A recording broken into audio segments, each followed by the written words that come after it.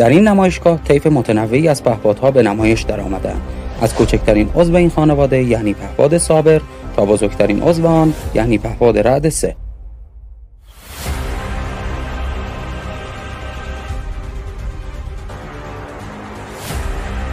پهپاد صابر نوعی ریسپرنده با برد عملیاتی 5 کیلومتر بوده که با قابلیت انهدامی میتواند تا 15 کیلومتر را پرواز کند. پهپاد بینا دیگر عضو این مجموعه است که با برد 40 کیلومتری به نوعی یک پرنده تیزبین برای مراقبت و شناسایی محسوب می شود.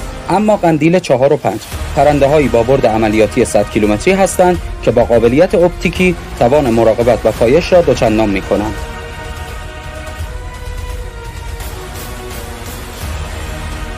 در این نمایشگاه علاوه بر رعد 3 پهپاد رعد 2 نیز به چشم می‌خورد.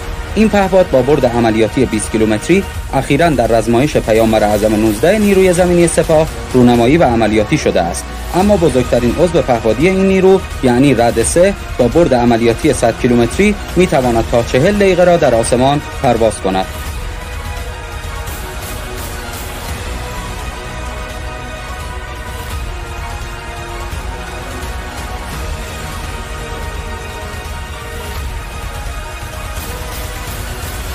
پهپاد اربعین نوعی پرنده رزمی بوده که با برد عملیاتی 20 کیلومتری قادر است اهداف از پیش تعیین شده را مورد اصابت قرار دهد.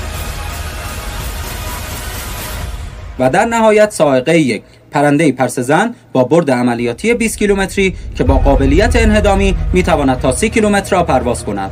امروز نیروی زمینی سپاه پاسداران انقلاب اسلامی طیف متنوعی از پهپادهای شناسایی، FPV ها و انهدامی را در اختیار دارد که میتواند آمادگی رزمی واحدهای این نیرو را به طور چشمگیری ارتقا دهد. مصطفی راستگو، خبرنگار اعزامی خبرگزاری فارس، نمایشگاه پهپادی نیروی زمینی سپاه.